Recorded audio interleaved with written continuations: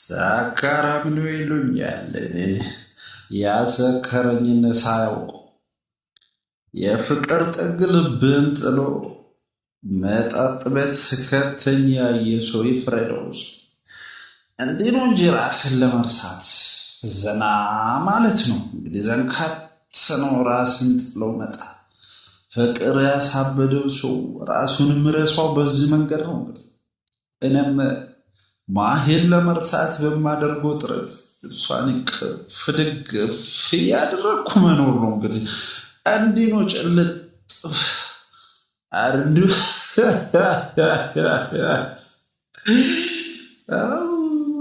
ቅፍ ድግፍ ማየትላኝ ከሄደችው በቃ ሕይወቴ በዚህ ተመሰቃቅሏል።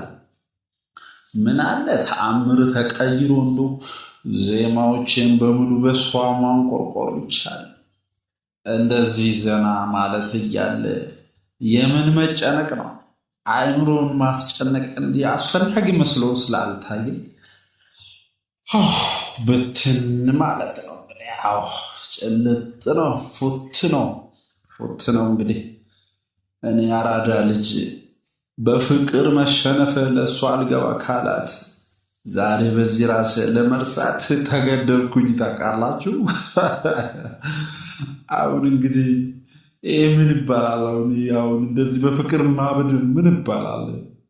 እንግዲህ ያየ ሰው እንግዲህ ለእሷ ይንገራት ነው። እጭ መጠጣትም አልበጀኝ፣ መረረኝ እኮ ሰዎች፣ መረረኝ ወንድሞቼ። ሊድ እስቲ